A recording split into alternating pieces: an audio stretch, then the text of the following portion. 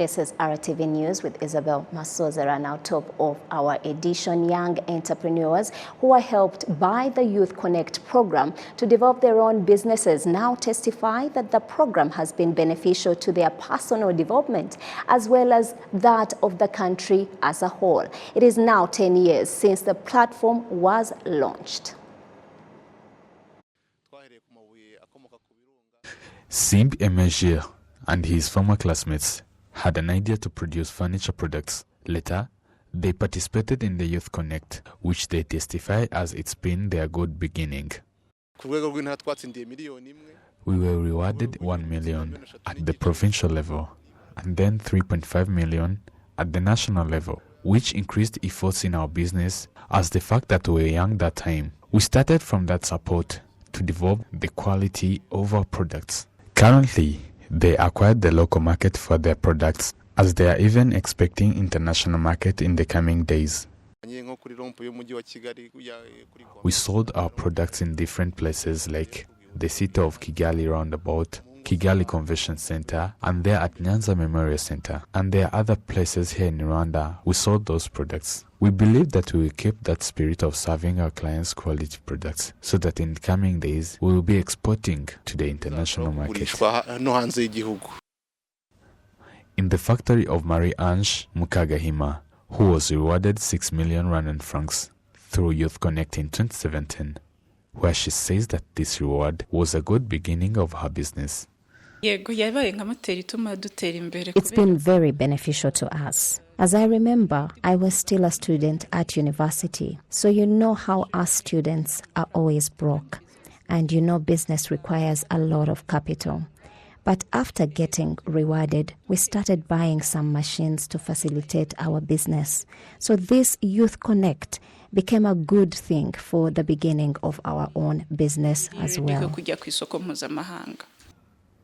These are among 10,000 who participated in this program, where they were also helped to implement the activities as young entrepreneurs who testify activities of this program of Youth Connect, as they request that it should be expanded, hence it can reach to many.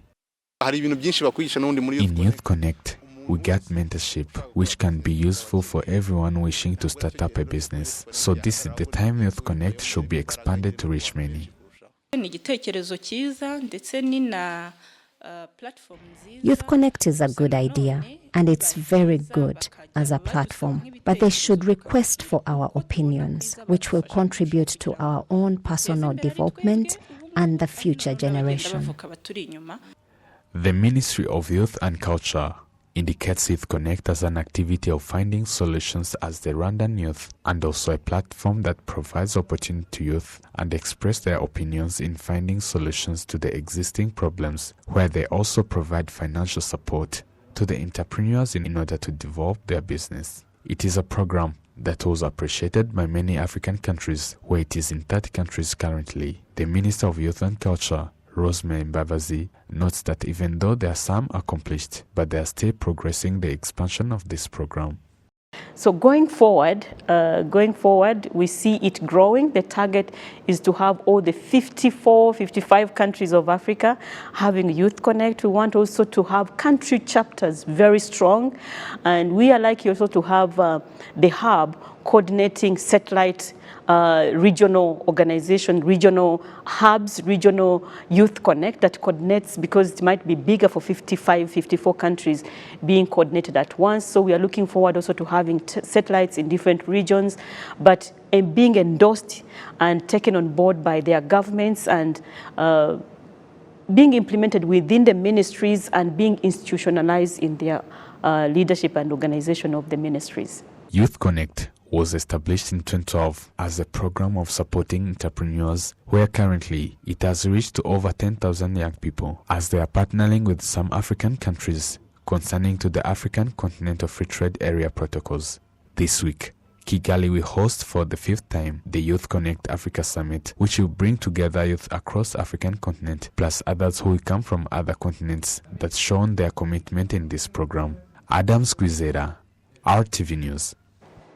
Thank you, Adams. Now to health matters. In Rwanda, mental health illnesses increased to 29.6% during the fiscal year of 2021 to 2022 due to family conflicts and drug abuse among young people. This is a problem that is experienced by more than 1 billion people globally. Olivon Tete now reports. Through a very tough life, Dusabeyezu Claudine is now raising 2 children on her own since her husband abandoned her for another woman. She says that the situation causes her depression. It is a challenge that men also face, according to Ndagijimana Justin. I look after my children's education. I have to provide food for them. I also work, as you can see, to provide for them. And when I feel overwhelmed, I talk about it to my friends, and then they help me and we discuss together, and it makes me feel better. When a woman spends the time in a bar, ignoring her responsibilities, knowing that his husband went to work for the family, knowing that she has to take care of the kids and other responsibility, that's also a big challenge. Umutesi Rose, a psychiatrist who is also on the executive committee of the National Organization of Users and Survivors of Psychiatry in Commonwealth, notes that depression can lead to suicide. Consequences related to conflicts in families, drug abuse, and also lack of employment, all of these mentioned above leads to mental illnesses. And sometimes, some people can't take it and commit suicide due to the kind of life they are living. Some of the people with mental illnesses include the youth due to drug abuse, as Habineza Theophile explains, since he knows some of his friends who consumes drugs. Before the use of drugs, he was normal, but since they started using them, a lot of changes happened. It seems that they are mentally ill. The Expert Motor Vocational Training Center is one of the schools that receive young people who are addicted to drugs and then help them in the journey of disintoxication and also assist them in learning new technical skills. Shimie Jacques, the head of the center, explains more on how they assist these young people and how it benefits them. When they complete trainings, they talk normal and their behavior is good as well. Those trainings that they receive, and with the help of various partners, it plays an important role in changing the behaviors of those young people, and then they complete their trainings with good behaviors and with the ability of contributing to the development of the Rwandan society.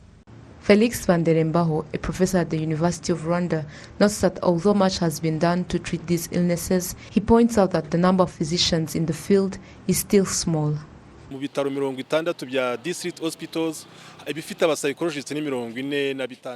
In 60 district hospitals, only 46 out of those have psychologists. In 500 health centers, only 350 have psychologists. And currently, we have only 13 psychiatrists in Rwanda, which means that in about 13 million of our population, the number is still very small. According to the research of RBC, in 2018, only 67% of the residents knew where to get help, and in 67%, only 5.3% are the only who went to seek mental health care. It means that there is a big number of people who are sick but do not seek care, which is also a big challenge. According to Ndera Hospital, specialized in treating mental illnesses, in the fiscal year 2021-2022, the number of patients increased to 29.6% comparing to the previous year. Among those patients, 40.5% are from Kigali City. 96,357 patients from this hospital were from the outpatient department. The hospital received 264 patients daily, which equals to 60% of the increase. 5,271 patients were hospitalized. There has been an increase of 632 patients comparing to the previous year, which is equivalent to 13.6%. Every year, the world loses $1 trillion due to anxiety and depression. Globally, the budget that was supposed to be used in mental health care exceeded, and an addition of 2% was added to cover the costs. Olive Nete, RTV News. Thank you, Olive, for that insightful, timely report. A reminder to all of us to check in with our mental health and also check on our loved ones. Now, moving on to education matters, the National Examination and School Inspection Authority has announced that only 3,000 students have so far received responses out of 30,000 students who passed the national examinations and submitted a request to be transferred from the schools that they originally had been assigned to. Nuria Thagasaro with more. Those students are those who passed the national exams for primary school, which should have started in the first year, and those who passed the ordinary level of secondary school and should have proceeded to the fourth year of high school. Some parents complained that their kids were sent off to far-off schools, even though the kids did not ask for it, and sometimes the kids have issues due to illness or disabilities that make it difficult to get there.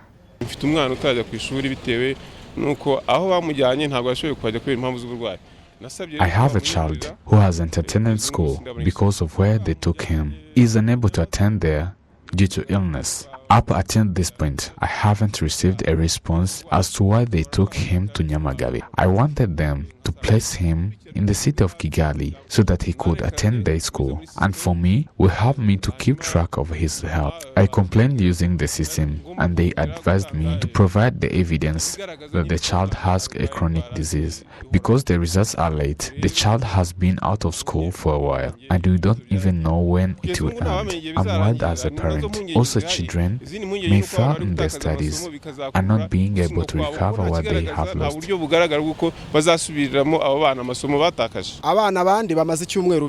The other students are in classroom paying attention to the lessons, and the lessons did not stop, and there are others still home. Would he go with others if they ask him to? How will it be if they inform him that he must return to the school they sent him to, when they didn't inform us early? And we see how we could prepare ourselves. It's been a week since schools resumed, but there are still those who are doubtful where they should go. The National Examination and School Inspection Authority requests that those who need to change schools due to different issues do so using technology. They were supposed to receive responses by October 8th, 2022.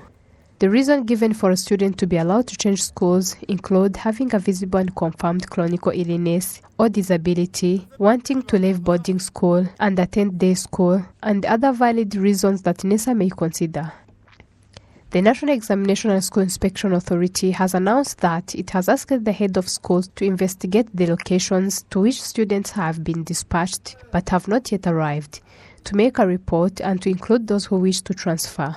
This school's director, Dr. Bahati Bernard, says that there have been too many student demands for it to be handled all at once. Parents and students ask to be patient until at least Friday of next week.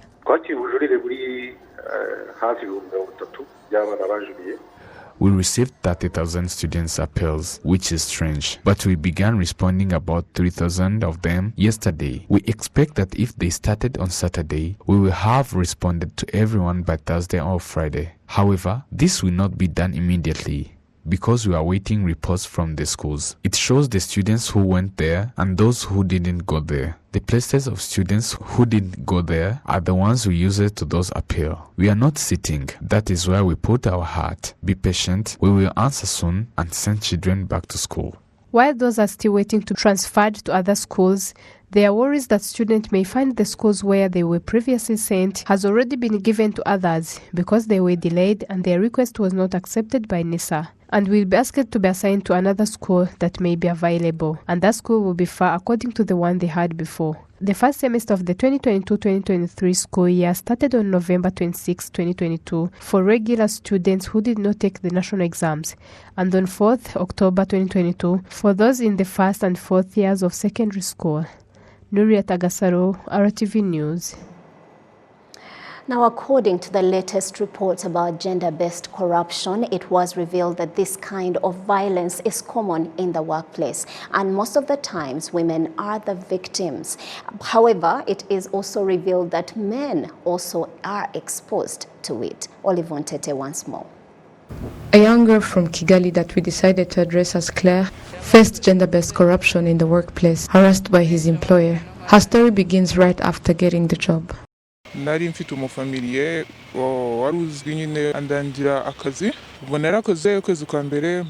asked a member of my family to find a job for me. I got the job, and then when I started, I got my first salary without any problem. During the second month, I started noticing some changes, like being given special attention. Before, I didn't give much importance because we would all go out like colleagues, but later on, he started taking me out alone and started behaving weirdly.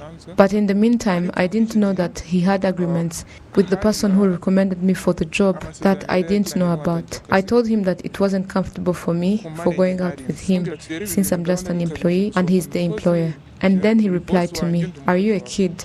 Don't you understand anything?"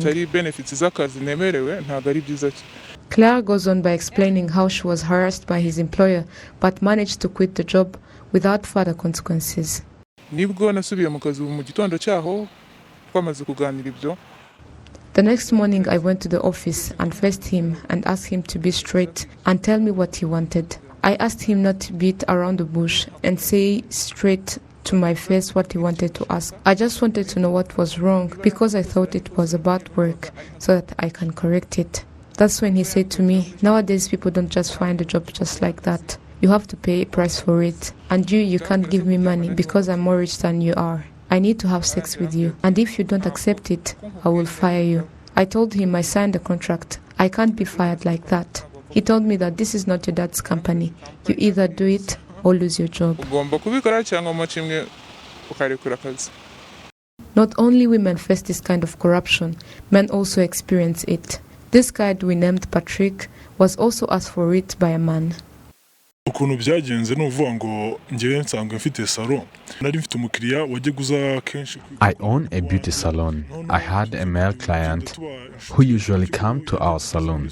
We became friends and I told him about my project of expanding my business. He said that he would help me. I asked to meet him so that we can discuss about it. He said that I should meet him at his house so that he will help me to get a loan because he worked at one of the banks in Kigali. Kuba yansabira inguzanyo muri banki cyane ko yakoraga muri banki runaka imwe hano mu mujyi wa Kigali. After being promised to be helped in expanding his business, the young man says that he was asked by the client to come to his home and discuss the project in depth. This is when he tried to abuse him.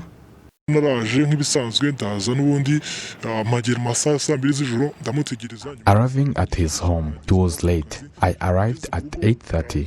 He came after an hour after arriving from work.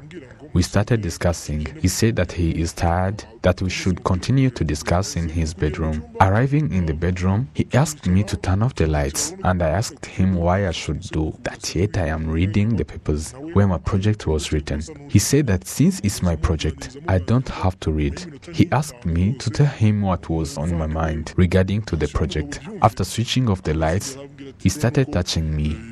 And I was shocked and asked him to leave me alone. He started saying that there is no big deal, but I immediately pushed him and left the room.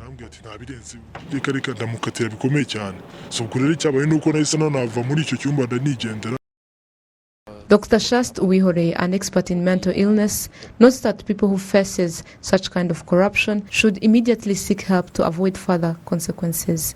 I think those people who face violence related to sexual, first of all, they face what I can call emotional crisis.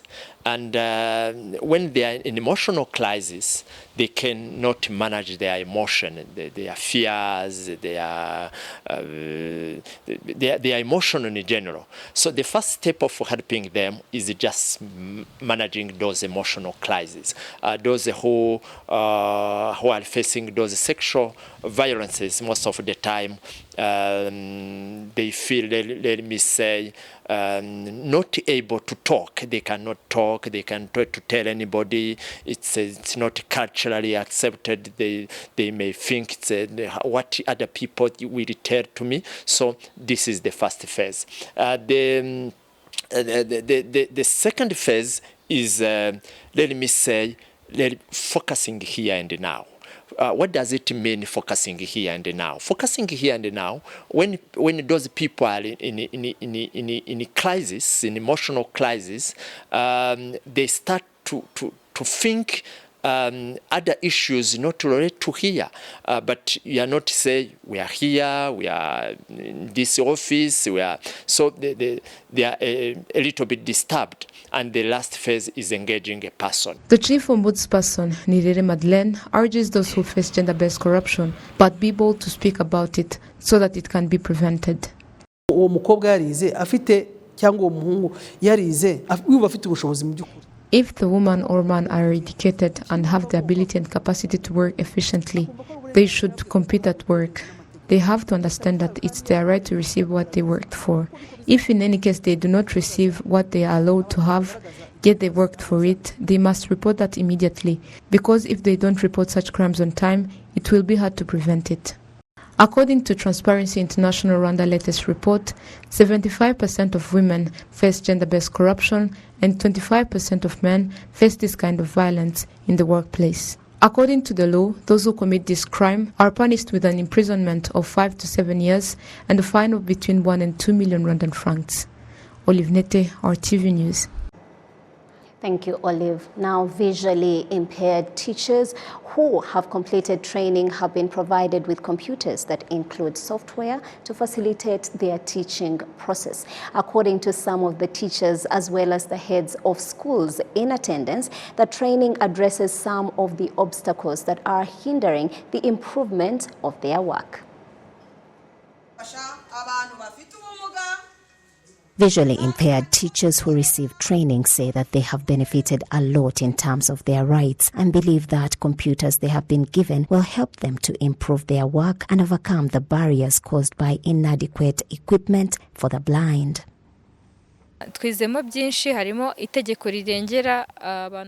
We have learnt a lot about the laws that impact visually impaired teachers and also the global standards. I was given a computer that I needed. I thank REB and Rwanda because it is going to help me do my work better, also go online because as teachers we need to do research.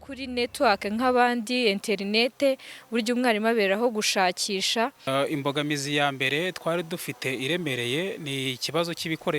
number one problem we had was lack of adequate equipment, but it's now changing thanks to REB and World Bank, because now they have given us computers and flash disks to facilitate our work so that our work is smooth. The heads of institutions that participated in the training revealed that they have gained a lot of insight and called on fellow leaders to note that visually impaired teachers are also capable because they earned their degrees. They were not given to them out of pity. We have learnt a lot. We have that visually impaired teachers are capable, and leaders should know that they earned their qualifications like the rest. They were not given to them out of pity. The Director General, Rwanda Basic Education Board, confirms that teachers with visual impairments are contributing immensely to the education system, promising that they will continue to find tools that facilitate their work. Being visually impaired doesn't mean you are not capable. Secondly, these teachers contribute significantly. Some work for government or public schools and they perform well when it comes to national exams. We need to equip them with tools and documentations to ensure students with disabilities can study, and visually impaired teachers have what they need to do their work well. This training was organized by the Rwanda Basic Education Board, REB, with the support from the World Bank, which brought together 22 teachers with visual impairments, including those with disabilities, to be trained by the leaders from 20 institutions from different parts of the country. And that's it for today's edition. Thank you so much for choosing RTV News. I am Isabel Masozera. Now, just hours from now, the world will celebrate the World Mental Health Day, a reminder to prioritize our mental health and seek help when we need it.